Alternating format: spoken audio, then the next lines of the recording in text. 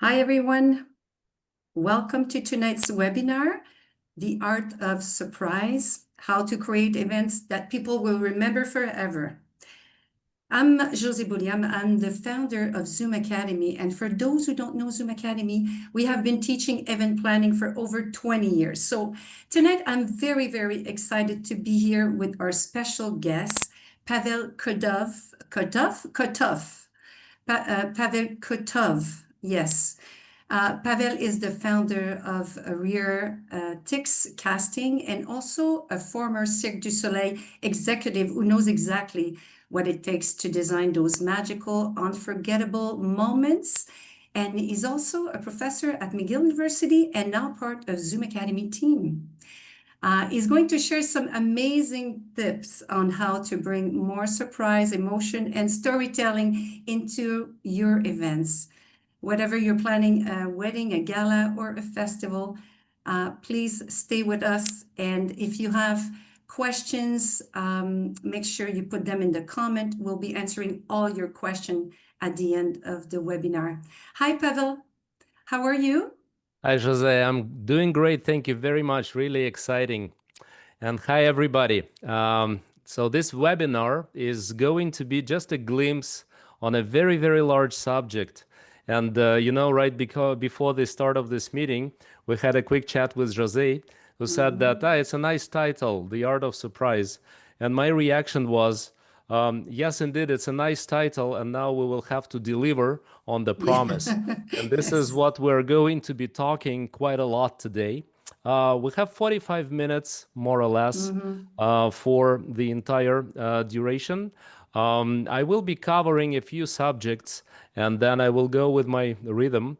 And I'm so excited to share all this with you. So my only challenge is going to have enough time to cover and to also bring up some examples that will be relevant to all of you, because I guess you come from different backgrounds. Some of you are working with events, weddings, corporate events. Some of you maybe have experience with show design and production. So I'd like, and I will do my best to make this content relevant to all of you. And I think, Jose, at the end of the session, you're going to address the group with some information about Zoom Academy in general. Is that right? Exactly. Yes, totally. So let's go and jump right in, because I do know we have so much to cover. And then again, thank you for being with us, Pavel, and sorry for pronouncing your last name wrong. Thank you for the invitation. I'm sure we'll have a lot of other occasions to practice and to present this subject and other subject to your students. I'm really, really excited. Well, let's dive in. And to begin with, I wanted to really say a few words about the traces that I bring throughout my career. And Jose mentioned that I am currently operating in a REARTIX, which is a creative consultancy company and a casting agency. And 20 years of my career are associated with Cirque du Soleil, where I had an immense privilege to be the senior director of casting and artist contract management, and also as a business executive, senior business executive and strategy. But just to put everything in context, my early days are associated with sports acrobatics, with acrobatic gymnastics. I worked with the International Gymnastics Federation, with the technical committee of sports acrobatics. I worked as a professional circus performer in the Russian State Circus. I also currently play roles as a board member with Gymnastics Canada and Gymnastique Quebec, and act as the senior business executive and creative and strategy officer for the Eversea Creative Forum that we're preparing for in Berlin in 2026. So the portfolio is quite large, and I think this is a big characteristic of who I am. I'm a very curious person. I'm a curious person that loves to be connected with the industry of live entertainment, and this is why I'm here, and this is why I'm very happy to share some of the things that I carried with me over the years with Cirque du Soleil and some other experiences. So navigating through the slide. Okay, great. Here we go. So what we're going to talk about today is really discussing what is wow, what is the element of surprise? Because think of how many different experiences, visual experiences on screen, different shows, different events your audience will have throughout the year. They will see something, they will feel something, and then they will remember something. And they will not remember the entire event. They will remember certain elements from it. And I think what we're going to focus today is what they are going to remember long time after the event is finished, how we define it, how we plan for it, and how we script this experience, how we get prepared, what are the different ingredients that are going to be included into that experience, into that package. And after that, we'll go a little bit deeper on what are the qualities and tactics that you need to have or your team needs to have to do that properly. Is it a chance or is it something that you can constantly hit on target and deliver on all the promises that you make to your client or to your audience? So this is something that we've got on our menu. Unfortunately, I do not see your faces. I do not see everybody who is present. If you have any questions, please put them in the chat. We will have a Q&A period at the end of the session. However, if there is something and you need assistance during the session, Jose and Jackie Ann, two great members of Zoom Academy, will be there to look at your answers, questions, and then assist you or interrupt me if there is something that we need to stop and focus on. But we will have some Q&A period at the end. Okay, well, let's go. Something that I wanted to start with is that when when we start a new project at Cirque du Soleil, it can be a large project, it can be a big show, it can be an event. Every time, right before the start of the project, there's always the same question: how are we going to surprise our audience? Because people nowadays have seen it all, or they think that they have seen it all. There is so much opportunity to see completely great, outstanding human performance technology experiences, and still we need to keep surprising them. So while we are talking about this, think about a few words that would define for you, for yourself, what are these unique, surprising moments? What are the notions or the words that are included there? And this image that I chose to illustrate this is the image that's coming from our show. And I'm not with Cirque du Soleil anymore, but still, I think with 20 years of experience, you understand why I still say we. This is an image from the show O at the Bellagio Hotel and Casino in Las Vegas.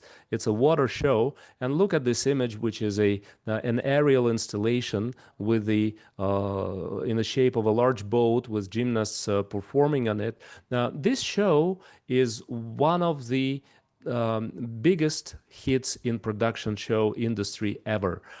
They've sold so many tickets. The show is running for 28 years, and it's a massive success. And of course, when we look at this success as a milestone, as a benchmark, we always want to repeat it. Over 20 years, 28 years that the show is running, there hasn't been the second show that was as successful as O, which means that you can break things down to the ingredients, and probably there is some magic powder that is included in there. I'm also trying to say that it is not easy, right? There is no a clear-cut checklist where you would say, do this first, second, third, and you'll get wow guaranteed every time. No, it's a trial and error. It's a hard process. That process requires a lot of expertise, a lot of courage, a lot of creative courage. And we will try not to answer all these questions today, but maybe scratch the surface a little bit. One thing I'm sure, if you think of these keywords, the word that gets most on mind of every person when we look at something like this or when we experience something like this is the word wow. And then the word wow is quite interesting. And when I started preparing for the webinar, I asked myself the question: is it really something that is specific to the Western American culture or English-speaking culture?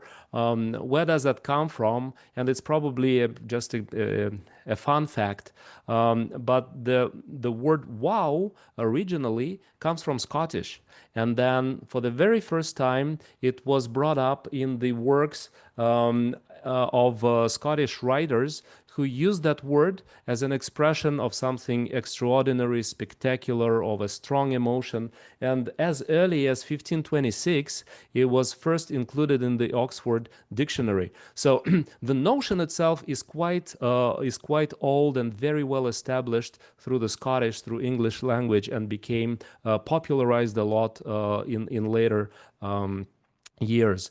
But at the same time, when we look at all the different languages, Roman languages, Arabic, Eastern, Chinese, Japanese, the sound that people pronounce when they feel this emotion, when they see something extraordinary, is very similar. And even if it is spelled differently, if it is used in different vocabulary, the sound that comes out of our chest when we see something of that nature that moves us emotionally is close to wow, wow, wow, wow. So it means that there are not many things that are truly universal. There are things that are non-verbal that is truly universal, such as music or architecture or art that we accept in similar ways. But there is this notion of wow, which is truly international, universal, and so many people, regardless of their origins and culture, they react to that in a very similar way. And I thought that it's an interesting fact. But good news for all of us. We will dive a little deeper than just this level. So I think you've had a chance to think about a couple of words that form this notion. And when we look at the different studies or just a result of our brainstorming sessions, what is this? What are the common, unique, and similar characteristics of this notion? The usual thing to pronounce is to mention is that there are three characteristics that are absolutely essential. The first, that the reaction to what your audience, and I will refer to the audience because we're talking about events and shows, the reaction needs to be emotional. The second thing that is very, very important, that it's immediate. This is not something that you see, bring back home, reflect, digest. No, it happens right there, right in the moment, and it's a very strong and immediate reaction, and it is powerful. It is not something that you would say, nice, or cool. No. When you say wow, it means that you have goosebumps. It means that you have something that is so strong and powerful. And that forms the notion of wow. But what it means actually? It means that every time when we come to see a show or an experience, we bring some expectations. Even if they say the best thing is to come with no expectations, we still have some, because it is based on our experience, on our visual experience. It is based on our the way how we interact with art and with show business in general. After that, wow is such a strong feeling that it creates lasting impression. So when we say you'll remember it 1 year after the event is done, maybe more, maybe for the entire life, it's true, because this powerful emotion creates a lasting impression. It creates a deep connection with what people see. So the combination of all these factors means that we feel we belong. It's not just beholding something, and this is why your reaction, you can think of it when you see the same things on the screen or you see them live, happening in front of you. It's not the same because you feel the connection of what goes on. It's really important because the immediacy of the action and you being there in the moment gives you the wow. Think of your sorry, think of the moment when you are at the concert of your favorite musician or artist. Just being there in the moment means a lot to you, even though you know the songs by heart, even though that you've seen and heard, and maybe this is not your first concert, you still have the same reaction. So you engage with what's going on, you want to participate, and when there is a group of people present, they're getting synchronized. You probably can be not in the best mood, not your best day, but when everyone around you are laughing or feeling or crying or shouting, you feel this. So the entire audience is synchronized. And of course, the larger audience is the easier it is to feel this synchronization. But even for a small group, you at the wedding or at the presentation or a fashion show or something more intimate as a setting, you can still feel it. So these are the key characteristic. I think this is really important for us to capture this at this point. How did we do that at Cirque du Soleil? So now it's time to reveal the big secret. We have an under-earth factory with magical people who boil wow factor in a big jar using magical ingredients. Well, of course, you get my point. I'm joking. It's absolutely not this. However, the idea is that, and I think what is important that our audience don't need to get to the point of what is happening in your kitchen or how you cook it. Actually, the less you reveal your wow moments and how you build them, the more magic they will be keeping for your audience. So you might be revealing a lot of your process, especially if you want to engage with your people deeper. But if you feel that that moment in your event is a true wow, or it has a big opportunity to become a wow, keep it as a secret. Don't reveal it, because that becomes your secret sauce. That becomes your magic spice that you will be probably using again. Or if you have found that recipe of something of your own that becomes your distinctive feature, you will be using it over and over again. And now we've brought something interesting together. On one hand, we say that it is your craft and it is your job as a show producer or event creator to come up with these moments.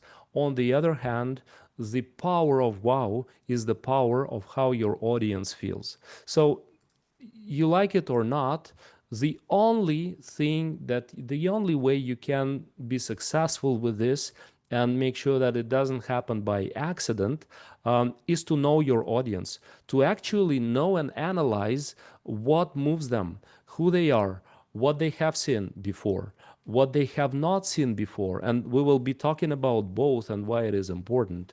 Where is their comfort zone? Because if you always keep your audience comfortably without necessarily challenging them, you will not change the status quo. You will not move them to the goosebump zone.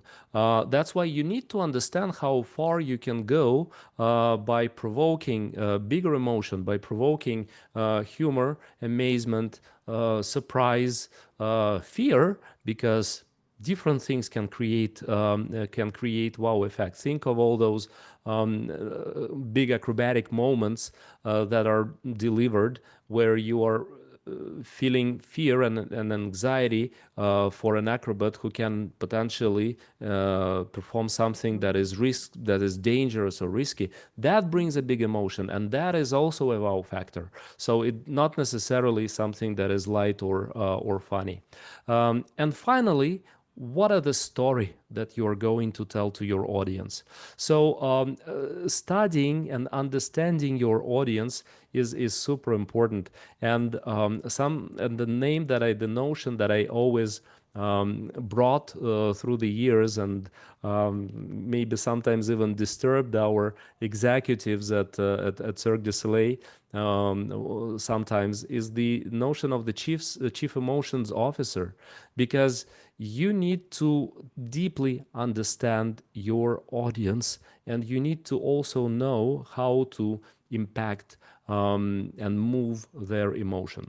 So it is almost a science, but this science comes through experience, and this science comes through certain skill and studying of your data about your audience. A lot of these things is based on the neurological science in link with live entertainment. Today we will not have time at all to talk about it, but I think it's a little teaser on what is actually coming more and more is to see how the audience moves depending on different things that you show them, how they can synchronize, regardless. Why are we talking about immersive experiences, right? Because we really need to touch deeper our audience members and bring them into the action. It's because of the neurological science and all the emotional reaction that comes through this. I know that I've probably by now have dove quite deep into that. And you will say, okay, well, Pavel, we're just making a corporate event and putting a speaker on stage, or we have to deliver a wedding and it's been done since centuries, right? Or we're doing a school concert and we do not necessarily have a lot of resources to invest into the studies, understanding of our audience, or we do not have a big budget to deliver on a big, amazing acrobatic or other tricks. So what are you talking about? And my answer to you is that you're right.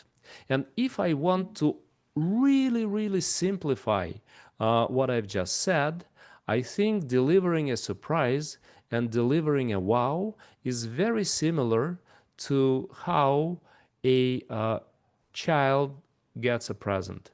Think about yourself. You're young. You are what, 5 years old, maybe as early as you can remember, and it's your birthday.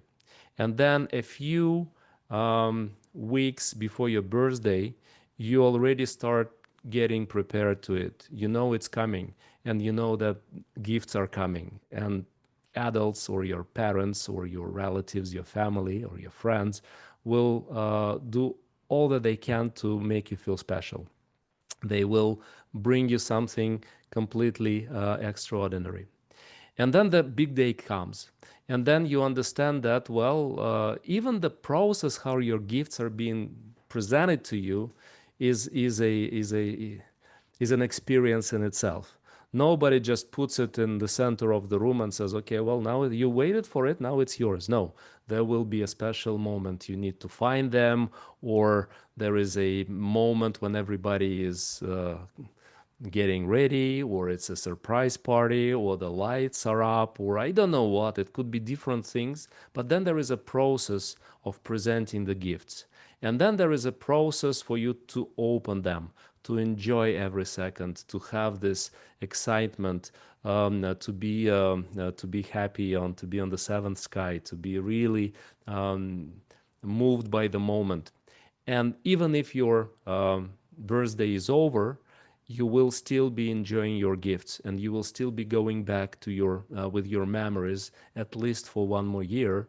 And so when you think about delivering a wow moment, for me the metaphor of doing this, which is a very simple and at the same time a very powerful metaphor, is a birthday, right? And seeing, getting the gifts, waiting for it, presenting them, opening, enjoying, and then remembering of this day. So I've picked this image from another Cirque du Soleil show. It was the night, a Christmas show, talking about talking about Christmas, talking about the relations between a teenager girl and her father. And when you are designing a wow moment and when you're designing an event, think about these few wow moments as giving a gift to your audience, giving a gift to your spectators. What happens in our brain when we are receiving a gift, or we are watching a wow moment, when we are seeing something spectacular and original on stage? Well, it's chemistry, right? As everything else, love is chemistry, fear is chemistry, anxiety is chemistry. So there are few hormones that are being injected in your blood immediately. It happens so fast. It happens really in a fraction of a second, where you can see the movement of your brain, your body, from one state to the other state. And then scientists define 5 different hormones that are usually associated with wow moments, and sometimes in literature, they sometimes referred as happy hormones. Dopamine, that's giving you a rewarding feeling.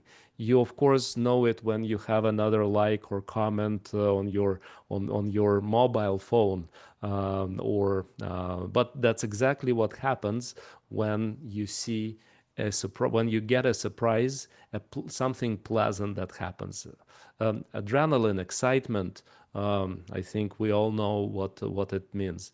The endorphin that giving you euphoria. The hormones are starting to act together. They're creating a little group act there, and then they are just making you feel in a very special way. Oxytocin is giving you the feeling of connection and human relation, synchronicity with the audience. And serotonin, finally, calms you down. It gives you the feeling of peace, serenity. So your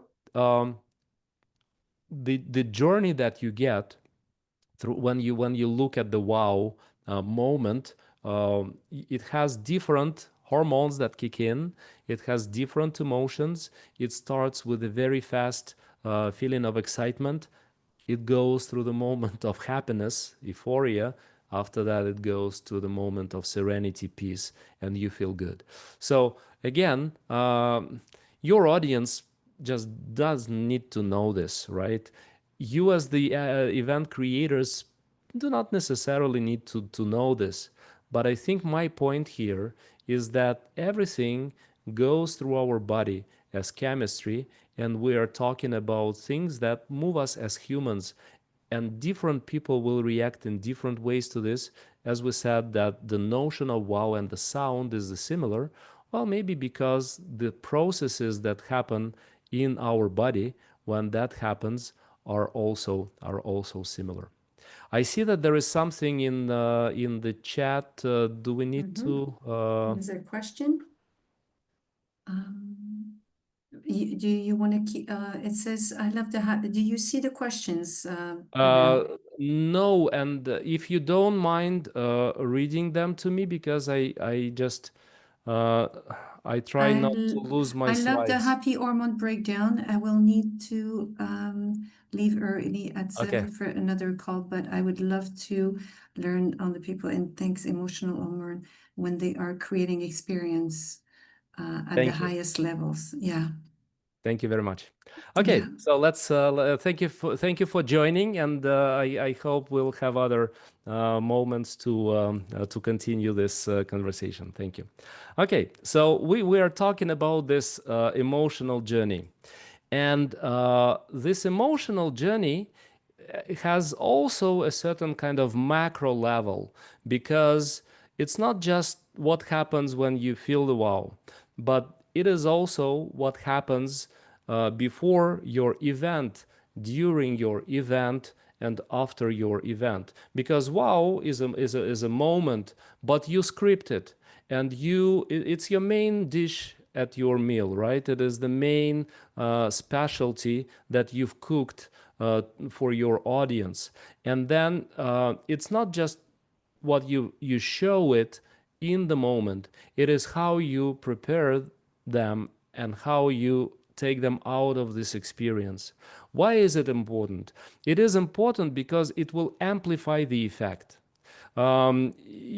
you can have the biggest thrill, but if this biggest thrill is not presented in the right way, it will not be as big. Like, it can be actually even missed.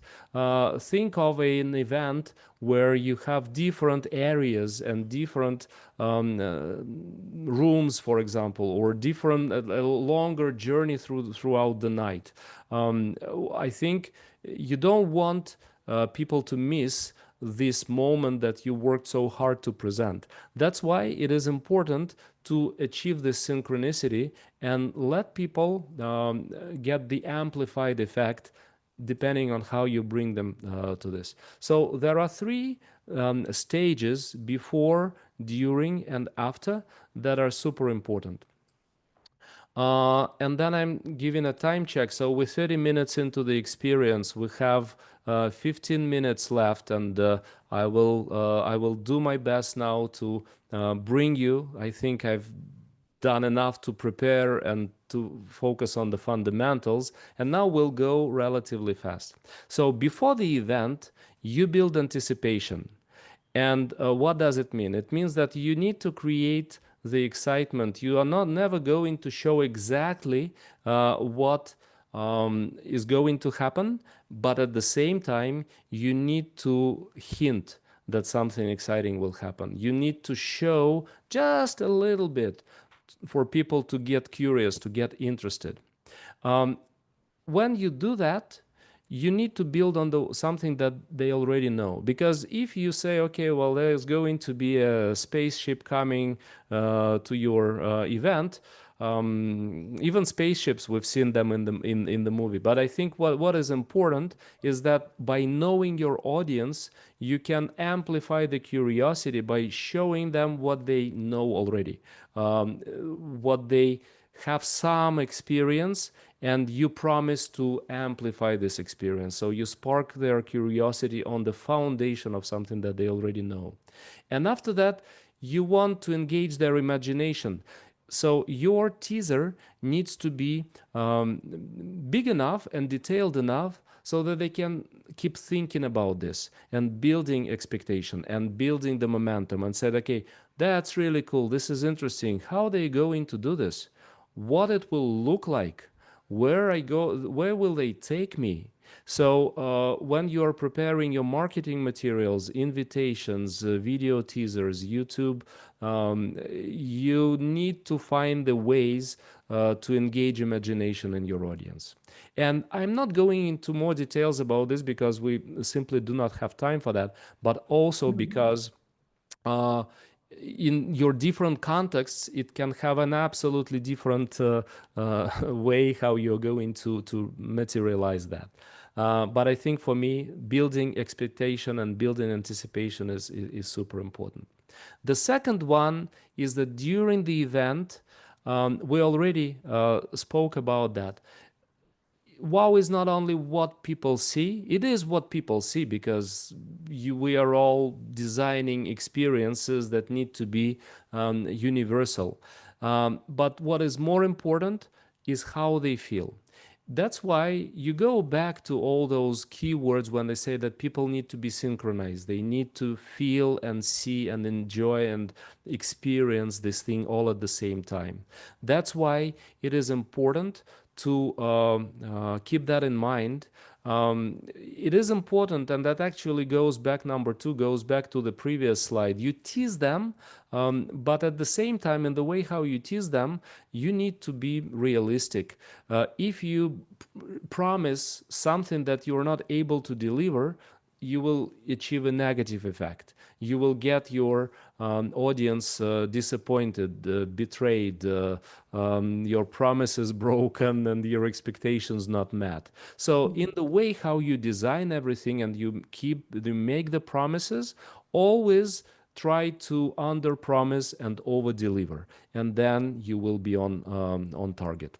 And after that, what is really important, especially in the events when it is not really structured. Yes, when everybody is sitting in the audience for a show, you can say, yeah, sure, we will turn off the lights, put the spotlight, everybody will be watching the action at the same time. When you are dealing with the large group of people who are just walking around or sitting and chatting, and the conversations are ongoing at the tables during your event, you need to find the ways to bring the attention of everybody at the same time, at the right moment.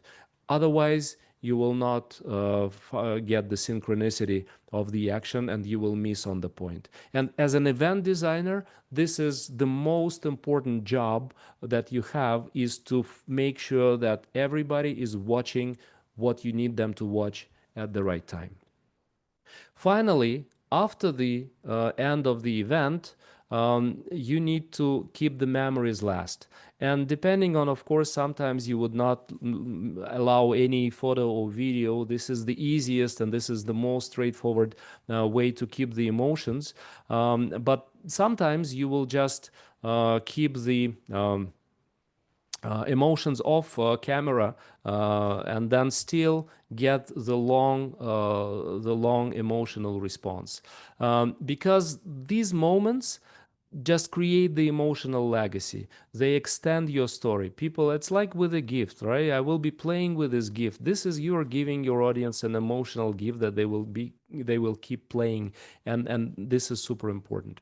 And after that, do the analysis on what went right, what went wrong, and what are you going to do differently for your next event. How you're going to amplify this moment, or turn it into something else, or turn it into something bigger. You remember we said build on the known and bring them to the unknown. So your emotional legacy will become that building bridge and the brick that you will use for your next event with the same audience, if you're doing it for the same audience, and build on top of that. It will really help you in the future.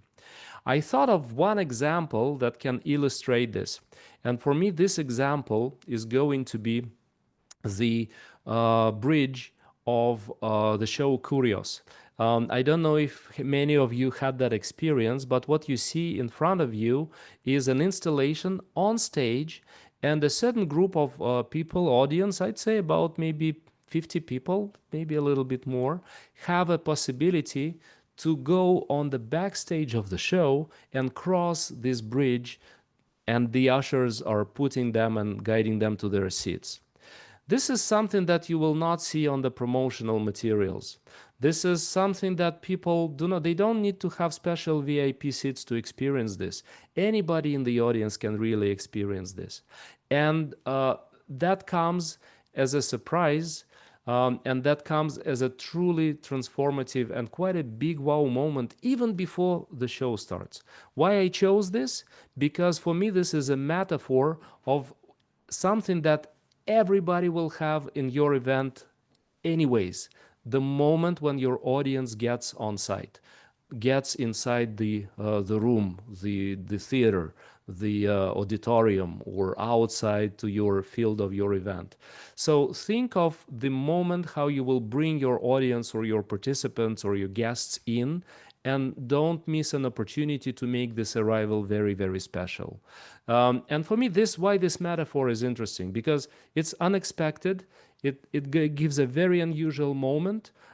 It gives your audience, you don't bring everybody through this, but everybody who is sitting will project themselves and imagine them crossing this bridge. And it's quite high, actually. It's not that you are simply walking through another, yeah, it's shaking, it's high, it is unusual.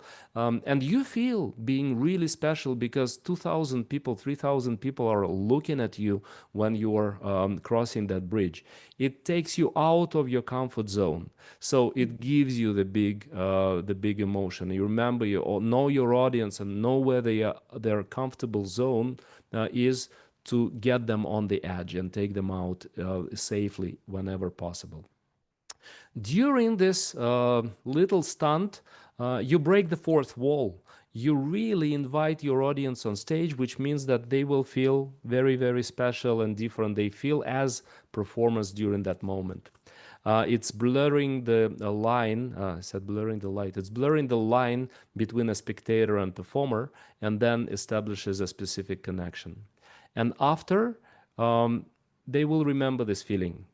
They will be telling their friends of what has happened to them. And then with laughter, with fear, with, I don't know, different emotions. And that creates a really special relations with the brand, because which other company can present this experience to their to their spectators?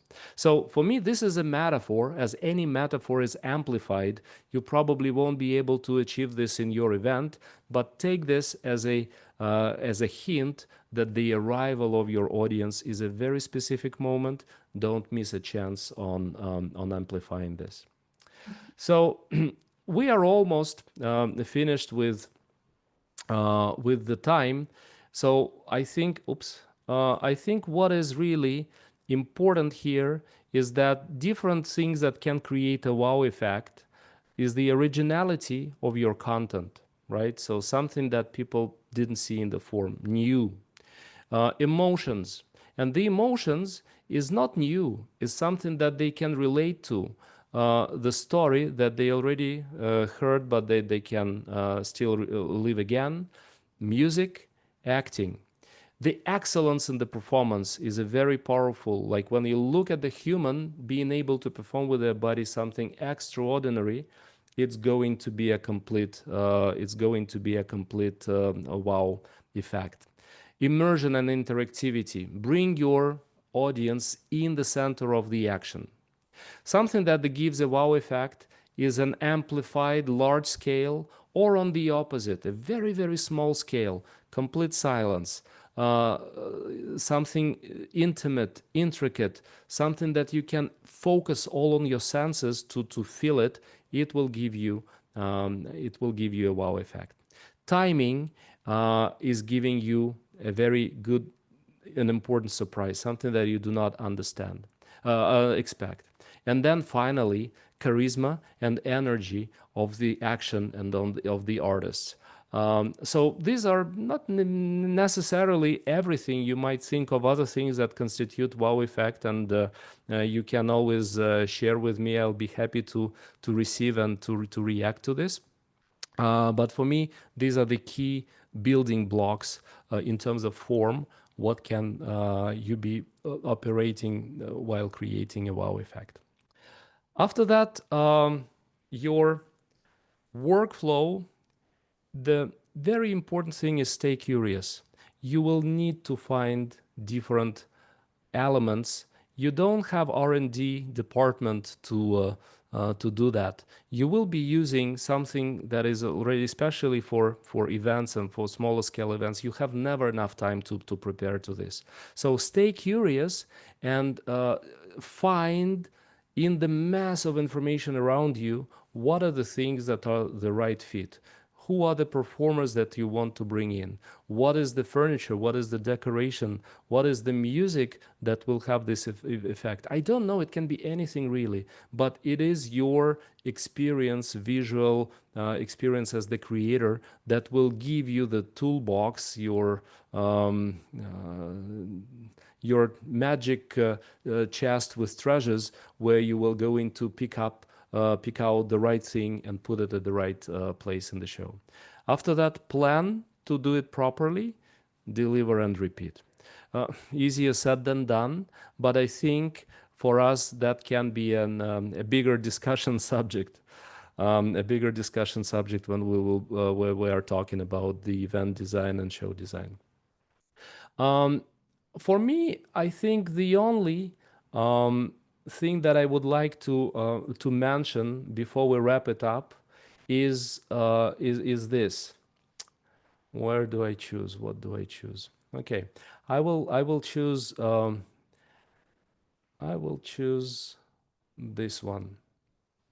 I will choose this one because we get to think, or sometimes we will get to hear that some people are more creative than the others, and that not everybody can present wow effects or be super creative or innovate. And it's true and not true at the same time. You can Google the name of this scientist, George Land, and he has a few very powerful videos on YouTube that you can listen to. And what he says, I will not go in details, but what he says is that when people are young, they are very creative by default, and experiments show this. And when education starts impacting on their life experience, education makes us feel all the same. And by feeling the same, by synchronizing our behaviors and synchronizing our processes, we get into similarity and we get less creative. But after that, what happens is that with life experience, the creativity level goes up again, because the way how we digest information and the way how we transform and use it, that's what makes us unique again. That's what is making us different again. So that goes back to my point, stay curious, because you don't need to be born creative. We all get born creative. You need to get the right experience around you. Don't be afraid of challenges. Learn from your own experience and mistakes, and then use your life, what life throws at you, to get to that high creativity point. For me, that's it. That's what I wanted to share with you, and of course, I want to share with you a lot more, but we don't have time for this. And I see that the time is already up, and we're I don't know, Jose, how much we can go It's in questions and answers, but I did my best to be concise. Thank you so much. It's really inspiring. And I think we do have a few questions, Pavel. Actually, we had one who says, from your experience, what personal quality or attitude makes someone stand out when entering the world of event planning and live entertainment? So that was one question, which could you answer that? Um, hmm, that's an interesting one. I think for me, if I had to choose just one from everything else, is courage. It is courage, Courage. because as an event planner, you are facing a lot of unknowns. You're facing hundreds of variables, from the appetites, likes, and dislikes of your client, Mhm. the audience that you don't know. You will see them for the first time and probably for the last time. The budgets and uh, the intangible elements. Your contingency is one of your biggest friend in terms of event planning. And if you start thinking about all these things ahead of time, if you're not courageous, you'll give up. Yeah, you're right. You have to keep going, being courageous, creative, I think too, no? Creativity is very important, I would think. But um, another question we have here, do we have this course in French? Well, we will have you coming as well in our French program, Pavel, English and the French one. So yes, Magdala, that's the answer. And then we have another one saying, oh, I think that Tony Robbins has a great wow effect similar to CDS. Well, it's true. I don't know what you think about it, Pavel. Can you please read it again? He says, I think that Tony Robbins has a Uh-huh. great wow effect Yeah, as yeah, well. yeah, Yeah. yeah, for sure.